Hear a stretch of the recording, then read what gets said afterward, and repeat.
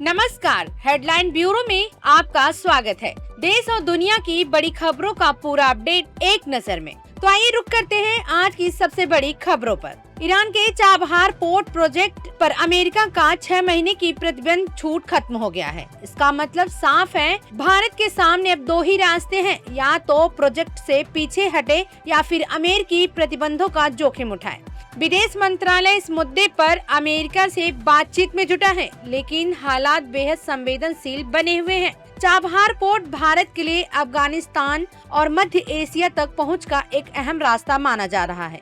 अब सवाल, क्या भारत अपनी रणनीतिक स्वतंत्रता बरकरार रख पाएगा या बदलने पड़ेंगे कदम? अब इस पर सबकी नजर रहेगी। अब बात करते हैं अमेरिका से आई बड़ी खबर की। वाशिंगटन डीसी में व्हाइट हाउस में डिनर के दौरान फायरिंग की घटना सामने आई। इस घटना में मेलानिया ट्रंप और जेडी वेंस सुरक्षित बताए जा रहे हैं, जिससे एक बड़ी अनहोनी टल गई। फायरिंग की वजह और हमलावर को लेकर जांच जारी है। सुरक्षा एजेंसियां अलर्ट पर हैं। भारत के प्रधानमंत्री नरेंद्र मोदी ने इस घटना की कड़ी निंदा की है और सभी के सुरक्षित होने पर राहत जताई है। अब सवाल, आखिर इतनी हाई प्रोफाइल इवेंट में सुरक्षा में चूक कैसे हुई? इस पर सबकी नजर बनी हुई है। अब बात करते हैं अंतर्राष्ट्रीय सियासत की बड़ी खबर की। अमेरिकी राष्ट्रपति डोनाल्ड ट्रंप ने ईरान को नया अल्टीमेटम दे दिया है। ट्रंप का दावा है कि ईरान के पास समझौते पर राजी होने के लिए सिर्फ 3 दिन का वक्त है। उन्होंने साफ चेतावनी दी है कि अगर ईरान तेल का निर्यात जारी रखता है तो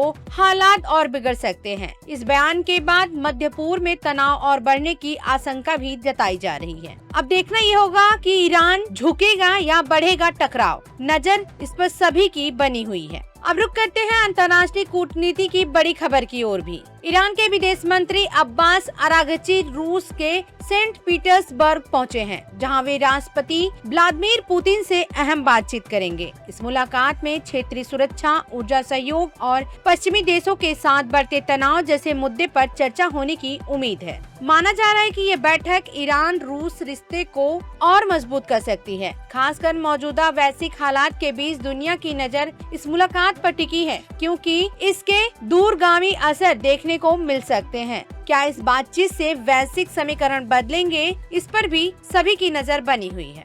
अब रुक करते हैं वैश्विक कूटनीति की बड़ी हलचल की ओर। नॉर्थ कोरिया के नेता किम जोंग ने रूस के रक्षा मंत्री आंद्रेई बेलोवास से अहम बातचीत की है। बताया जा रहा है कि इस मुलाकात में सुरक्षा और सैन्य सहयोग जैसे मुद्दों पर चर्चा हुई। वही खबर ये भी है कि किम जोंग उन जल्द ही ईरान के विदेश मंत्री से भी मुलाकात कर सकते हैं। इन बैठकों को बदलते वैश्विक समीकरणों के संकेत के तौर पर देखा जा रहा है, जहां नए गठजोड़ बनते नजर आ रहे हैं। अब सवाल ये है कि क्या ये कूटनीतिक हलचल दुनिया की ताकत के संतुलन को बदल देगी? दक्षिण लेबनान से भी बड़ी खबर सामने आ रही है। अल तैयबा इलाके में इजराइल के रेस्क्यू हेलीकॉप्टर पर हिजबुल्लाह ने अचानक ड्रोन हमला कर दिया। आईडीएफ अपने घायल सैनिक को निकालने के लिए ऑपरेशन चला रहे थे, तभी हिजबुल्लाह के ड्रोन ने हवाई और जमीनी हमले की कोशिश की। हालांकि इजरायली सैनिकों ने तेजी से जवाब देते हुए घायल जवान को सुरक्षित हेलीकॉप्टर में पहुंचाया। धमाकों और हमलों के बीच हेलीकॉप्टर ने सफलतापूर्वक उड़ान भरी और मिशन पूरा किया गया। फिलहाल इलाके में तनाव चरम पर है और हालात पर कड़ी नजर रखी जा रही है। अब रुक करते हैं भारत चीन के संबंधों से जुड़ी एक सकारात्मक पहल की ओर। संघाई में भारत के वरिष्ठ राजनयिक प्रतीक माथुर ने चेन्नई के टोटरी क्लब किलपॉक के सदस्यों का स्वागत किया, जो एक अध्ययन दौरे और कार्यशाला के लिए चीन पहुंचे हैं। अपने संबोधन में उन्होंने जन से जन संपर्क और आपसी कनेक्टिविटी को मजबूत करने पर जोर दिया, खासकर धरोहर पर्यटन, सांस्कृतिक विकास और ज्ञान के आदान प्रदान जैसे क्षेत्रों में। बैठक के दौरान सभी प्रतिभागियों ने हरित विकास, सांस्कृतिक सहयोग और आपसी समझ को बढ़ाने के लिए मिलकर काम करने पर सहमति जताई। भारत ने ग्लोबल साउथ के विकास के प्रति अपनी प्रतिबद्धता दोहराई। ये पहल दर्शाती है कि आपसी संवाद और सहयोग से। अब बात करते हैं देश की बड़ी उपलब्धि की। प्रधानमंत्री नरेंद्र मोदी ने 133वीं मन की बात में कलपक्कम के नई पीढ़ी के परमाणु रिएक्टर को ऐतिहासिक उपलब्धि बताया है। उन्होंने कहा कि इसका सफल संचालन शुरू होना भारत की परमाणु ऊर्जा यात्रा में एक बड़ा मील का पत्थर है। इसके साथ ही पीएम मोदी ने पवन ऊर्जा में प्रगति और जल संरक्षण पर भी खास जोर दिया। यह पूरा कार्यक्रम राष्ट्रीय एकता और विकास के संदेश पर केंद्रित रहा। इस पहल से युवाओं और किसानों को नई दिशा और प्रेरणा मिलने की बात कही जा रही है। अब रुक करते हैं बंगाल की चुनाव की बड़ी खबर की ओर। कोलकाता में रैली के दौरान प्रधानमंत्री नरेंद्र मोदी ने मातुआ समुदाय को सीएए के तहत नागरिकता देने का वादा किया है। उन्होंने टीएमसी के माँ माटी माणूस नारे पर निशाना साधते हुए कहा कि बीजेपी शरणार्थियों को उनका हक दिलाने के लिए प्रतिबद्ध है। ये बयान ऐसे वक्त में आया है जब चुनावी मुकाबला बेहद कड़ा हो चुका है।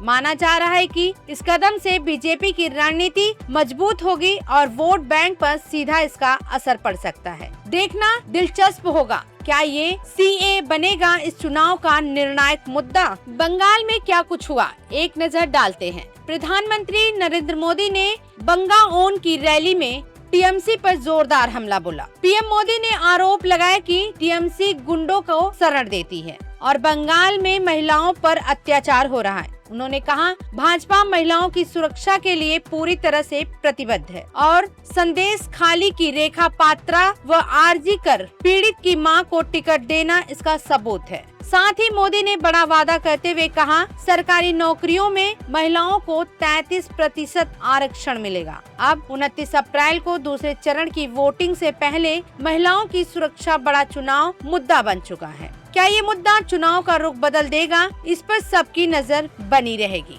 पश्चिम बंगाल में चुनावी सरगर्मी और तेज हो गई है। अब भवनानपुर में टीएमसी और बीजेपी कार्यकर्ताओं के बीच झड़प की खबर भी सामने आई है। सीएम ममता बनर्जी और शुभेंदु अधिकारी की रैलियों के दौरान हालात बिगड़ने पर सुरक्षा बलों को हस्तक्षेप करना पड़ा। इसी बीच कांग्रेस कार्यकर्ता की हत्या के मामले ने सियासत को और भड़का दिया। राहुल गांधी ने इस घटना को लेकर टीएमसी पर गंभीर आरोप लगाए हैं। चुनाव के बीच बढ़ती हिंसा ने सुरक्षा व्यवस्था और कानून व्यवस्था पर सवाल खड़े कर दिए हैं। फिलहाल सुरक्षा एजेंसियां अलर्ट पर हैं और हालात पर कड़ी नजर रखी जा रही है। अब रुक करते हैं बंगाल की सियासत की ओर, जहां जुबानी जंग और तेज हो गई है। मुख्यमंत्री ममता बनर्जी ने केंद्रीय गृह मंत्री अमित शाह पर केस करने की धमकी दी है। इसके जवाब में अमित शाह ने पलटवार करते हुए कहा, वे लगातार हार रही हैं। राज्य के कई इलाकों में हिंसा और झड़पों की खबर भी सामने आ रही है, जिससे चुनावी माहौल और तनावपूर्ण हो गया है। दोनों बड़े नेताओं के बीच बढ़ती बयानबाजी ने सियासी पारा हाई कर दिया है। अब बड़ा सवाल, क्या ये टकराव चुनावी नतीजे को प्रभावित करेगा या और गहराएगा विवाद। दिल्ली में विवाद की चिंगारी अभी ठंडी भी नहीं पड़ी थी कि सियासत में एक और बड़ा धमाका हो गया। जी हाँ, अब बात करते हैं दिल्ली की सियासत में बढ़ते विवाद की। केजरीवाल सरकार पर शीश महल 2 का आरोप लगा है, जहां ये नए सरकारी बंगले को लेकर लग्जरी और खर्च पर सवाल उठ रहे। विपक्ष का दावा है कि जनता के पैसों से आलीशान सुविधाएं बनाई जा रही हैं, जबकि आप इस आरोप को सिरे से खारिज कर रही हैं। इस मुद्दे ने पार्टी के अंदर भी हलचल बढ़ा दी है और पंजाब तक इसका असर देखने को मिल रहा है। अब असली परीक्षा आप पर भारी पड़ेगा, ये विवाद या पार्टी करेगी दमदार वापसी। और इसी बीच सियासत ने अचानक मोड़ ले लिया है। अब मामला सीधे संसद तक भी पहुंच गया है। आम आदमी पार्टी को बड़ा झटका लगा। 7 राज्यसभा सांसदों को अयोग्य ठहराने की मांग ने सियासत गरमा दी है। आप नेता संजय सिंह ने राज्यसभा अध्यक्ष सीपी राधाकृष्णन को याचिका देकर आरोप लगाया है कि राघव चड्ढा समेत 7 सांसदों ने भाजपा ज्वाइन कर दरबदली कानून का उल्लंघन किया है। संजय सिंह का कहना है, जनता के भरोसे के साथ धोखा हुआ, इसलिए इन सांसदों की सदस्यता रद्द होनी चाहिए। अब सवाल ये है कि क्या इन सांसदों पर गिरेगी गाज या सियासी खेल बदलेगा पूरा समीकरण। इस घटनाक्रम से आपके अंदर कलह तेज हो गई है और पंजाब से लेकर राष्ट्रीय राजनीति तक इसका असर साफ दिख रहा है। अब रुक करते हैं महाराष्ट्र की सियासत की ओर, जहां आप और बीजेपी के बीच तनाव बढ़ता नजर आ रहा है। आप नेता विक्रमजीत साहनी पार्टी छोड़ चुके हैं, जिसके बाद सियासी बयानबाजी और तेज हो गई है। बीजेपी की ओर से भगवंत मान पर लगातार तंज कसे जा रहे हैं और दोनों दलों के बीच टकराव खुलकर सामने आ रहा है। इस घटनाक्रम ने आपकी रणनीति और संगठन पर सवाल खड़े कर दिए हैं, खासकर दूसरे राज्यों में विस्तार को लेकर। अब सवाल, क्या ये तनाव आगे बढ़ेगा या जल्द सियासी समीकरण बदलेंगे। फिर आपको ले चलते हैं बंगाल की ओर, जहां चुनाव से पहले बड़ा खुलासा हुआ है। भंगार इलाके में एक शख्स के घर से देसी बम बरामद किए गए हैं, जिसे टीएमसी से जुड़े व्यक्ति का बताया जा रहा है। चुनाव आयोग के सख्त निर्देशों के बीच एनआईए ने केस दर्ज कर जांच शुरू कर दी है और इसे गंभीर सुरक्षा खतरे के तौर पर भी देखा जा रहा है। ये घटना दूसरे चरण की वोटिंग से ठीक पहले सामने आई है, जिससे सियासी माहौल और गर्मा गया है। सुरक्षा एजेंसियों ने इलाके में निगरानी बढ़ा दी है और अलर्ट जारी कर दिया गया है। इस खुलासे के बाद चुनावी हिंसा की आशंका बढ़ गई है और मतदाताओं में भी डर का माहौल बन रहा है। अब देखना ये है बंगाल में शांति रहेगी या फिर चुनावी हिंसा सुर्खियां बनाएंगी। लद्दाख से भी बड़ी खबर सामने आ रही है। केंद्र और स्थानीय संगठनों के बीच रुकी हुई अहम बातचीत की नई तारीख तय हो गई है। एलजी विनय कुमार सक्सेना ने बताया कि 22 मई को गृह मंत्रालय स्तर पर बैठक होगी। इस बैठक में लेह और कारगिल के संयुक्त प्रतिनिधि अपनी 4 बड़ी मांगे रखेंगे। राज्य का दर्जा, छठी अनुसूची, रोजगार और सांस्कृतिक सुरक्षा। लंबे समय से चल रहे आंदोलन के बीच ये वार्ता बेहद अहम मानी जा रही है। अब नजर इस पर है कि क्या ये इस बार कोई ठोस समाधान निकलता है, जिससे लद्दाख में विकास और सीमा सुरक्षा दोनों को मजबूती मिले। अब बात करते हैं एक बड़ी आर्थिक खबर की। भारत और न्यूजीलैंड आज फ्री ट्रेड एग्रीमेंट पर हस्ताक्षर करने जा रहे हैं। इस डील के तहत भारतीय निर्यात को मिलेगा 100% ड्यूटी फ्री एक्सेस और दोनों देशों ने व्यापार को बढ़ाकर $5 बिलियन तक ले जाने का लक्ष्य रखा है। ये समझौता भारत के निर्यात व्यवसायी के लिए बड़ी राहत लेकर आएगा। साथ ही निवेश में भी तेजी देखने को मिल सकती है। विशेषज्ञ मान रहे हैं कि इससे भारत की व्यापार नीति को और मजबूती मिलेगी। अब नजर इस पर है, क्या ये डील भारत के ग्लोबल ट्रेड को नई ऊंचाई दे पाएगी। अब बढ़ते हैं उस अपडेट की तरफ जो छात्रों के लिए बेहद जरूरी है। एनटीए यानी नेशनल टेस्टिंग एजेंसी ने नीट यूजी 2026 के लिए एडमिट कार्ड जारी कर दिए हैं। 27 अप्रैल को जारी इस अपडेट के बाद लाखों छात्राओं को बड़ी राहत मिली है। यह परीक्षा 3 मई को पेन पेपर मोड में आयोजित की जाएगी, जिससे देश भर से लाखों छात्र शामिल होंगे। एडमिट कार्ड आते ही तैयारियों ने अब आखिरी रफ्तार पकड़ ली है और छात्रों को बड़ी राहत मिली है और एग्जाम को लेकर भी उत्साह बढ़ गया है।